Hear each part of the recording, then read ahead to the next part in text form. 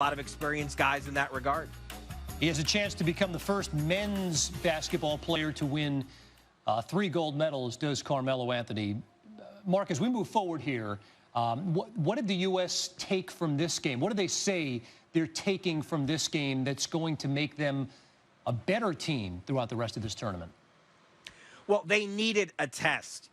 They needed to have a real game, and they will take a lot from this because we can talk about, this is a team that hangs its hat on defense, and to give up 54 points in the first half is just unacceptable. I promise you the coaching staff was not happy with the way they coped with Argentina's offense in the first half. Too much fouling again, gotten a lot of foul trouble. We could list 15 negatives, but in the end, this group that is still getting to know one another did find a way to pull away and win by 10 against the team that Mike Krzyzewski rightly says Australia is playing the best basketball in this tournament. They beat France by 21. They beat Serbia by 15, and they had the United States reeling for 2+ quarters. So Australia, this is the best performance that they've ever had at Olympics. They'd never started 2-0 before, and they believe that they're going to get their first medal. And I think people came away from this tonight saying, we might have just seen a gold medal preview. We could very well see these teams meet again in the gold medal game. And we may see it for a long time to come, too. There are a lot of good young players, including Ben Simmons, who has Australian citizenship, Dante Exum, a few others in the NBA as well. U.S. gets Serbia on Friday. They've got Nikola Jokic, Denver Nugget player and one of the best point guards in the world, Milos Teodosic. Mark Stein with us from Rio on SportsCenter. Big dog, this was almost a really different show, if not for Carmelo Anthony. 31 points. He was 9 of 15 from behind the arc. Australia got 30 points from Patty Mills, but the U.S. hung on. And I mean, had to scrap and claw and come back in this game to win 98-88. Kyrie Irving, Melo combining for 26 of the 28 fourth-quarter points the U.S. scored. With his 31 points, Melo became the all-time leading scorer for Team USA. He began the day 3rd on the all-time list behind David Robinson and LeBron, but he leapfrogged both of them, and man, oh man, did Team USA need it. Coach K, how do you explain this one? Well, Carmelo Anthony is a tremendous player nationally, internationally, in the universe.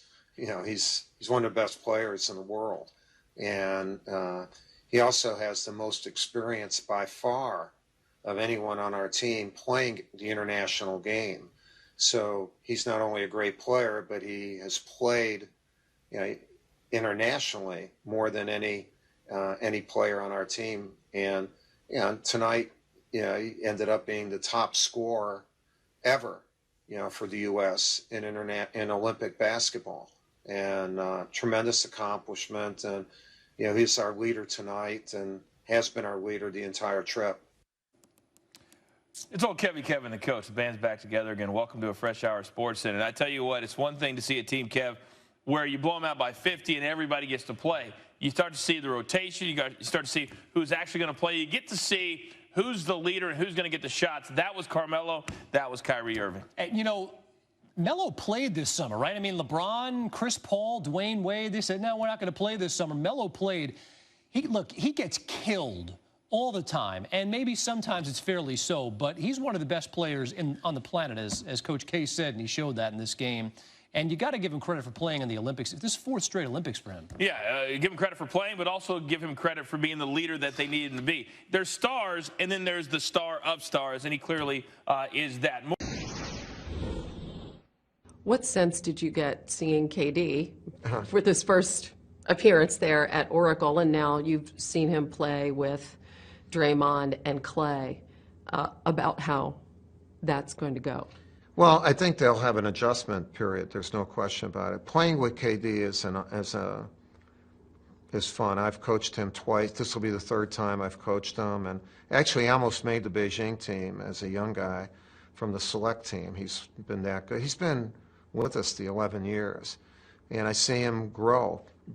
He's even better now, because he's very competitive, a little bit more vocal, and is a good teammate. And that night, I wanted it to be special for him because he's very sensitive, and he wants everyone to not necessarily like him, but respect them and think high